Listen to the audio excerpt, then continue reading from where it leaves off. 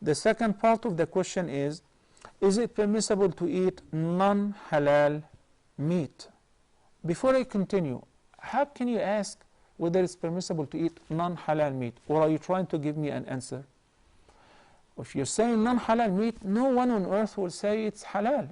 You're saying it is non-halal, such as pork or a dead animal. This is non-halal because it is not lawful. It's not made lawful by the Quran nor by the Sunnah, or it was lawful to consume its meat, but it was not slaughtered, it was killed. So this is non-halal.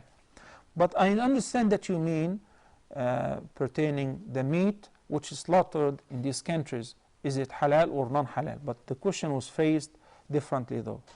So I would say, is it permissible to eat the meat which slaughtered in the USA, right? Then afterward he said, what defines meat from the people of the book?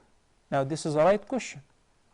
Which meat that Allah subhanahu wa ta'ala meant when he mentioned in ayah number 5 in Surah Al-Ma'idah, when Allah subhanahu wa ta'ala says, اليوم أحل لكم الطيبات وطعام الذين أوتوا الكتاب حل لكم وطعامكم حل لهم. This is verse number 5 in the 5th chapter of the Quran, in which Allah subhanahu wa ta'ala says, in an answer to what's made lawful to the believers, he said, today أحل لكم الطيبات. All that is good has been made lawful for you. وطعام الذين أوتوا الكتاب حل لكم. And the food of the people of the book, Jews and Christians, is lawful for you to consume and to eat. وطعامكم حل لهم. And your food is lawful for them to eat as well. Abdullah ibn Abbas, who is the best one to understand the Quran after the Prophet sallallahu alaihi wasallam, Turjuman al-Quran, said the ta'am, the word ta'am or food here, does not refer to vegetables or fruits, it refers to the meat. So the meat which was slaughtered by a person who belongs to Ahlul Kitab, the people of the book, it doesn't mean anything other than the fact their prophets have received books. It doesn't say that their books are still effective, have not been altered or changed. No, it doesn't mean any of that. It only means that their prophets, Musa alayhi salam and Isa alayhi salam, have received wahy and books from Allah subhanahu wa ta'ala. But in many other verses in the Quran, Allah subhanahu wa ta'ala informed us that these guys have altered and changed their books, and they changed the word of Allah for a very, very insignificant price. So an animal which was slaughtered properly, and due to slaughtering it caused bloodshed, such as cutting the jugular veins, or removing the throat, slitting the throat, or removing the head completely by any legal means, such as sharp blade or knives, electronic or manual, whatever, all of that is permissible. This is called dhabh. This is called dhabiha. So if the animal was slaughtered by a non-Muslim who happened to be a Jew or a Christian, slaughtered, then this is halal to eat.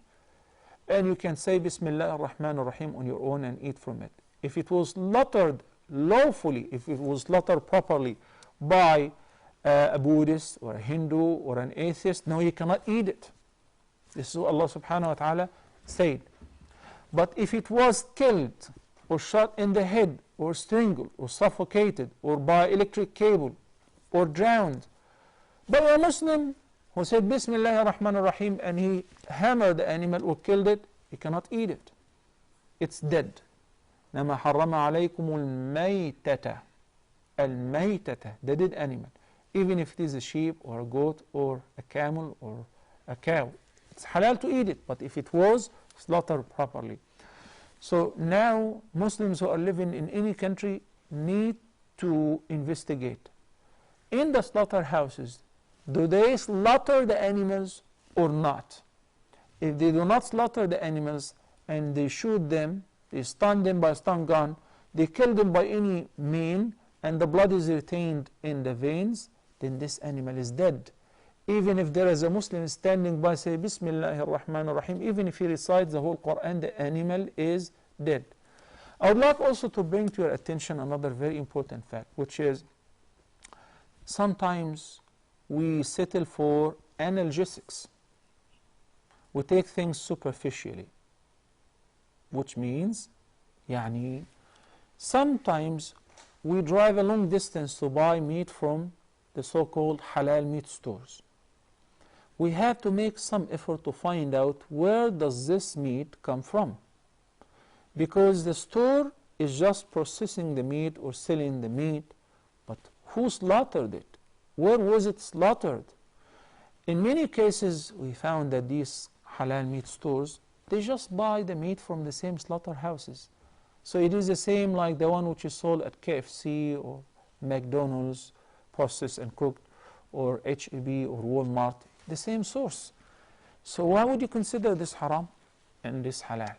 We have to look at the bigger picture.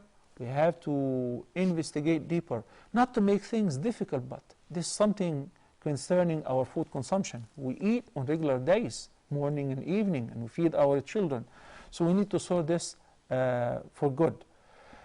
I wish that 7 million Muslims living in a country like the US, that they can come up with their own halal meat farms, so that they feed them halal, and the slaughter process will be legal, mention the name of Allah subhanahu wa ta'ala, and the processing of the meat will not be mixed or confused with other prohibitions, with pork sources or whatever. So this way we eat with comfort. This is what I have in this regard. I can give you just the general answer pertaining what's considered as halal and what's considered as haram with regards to the meat and the process of slaughtering.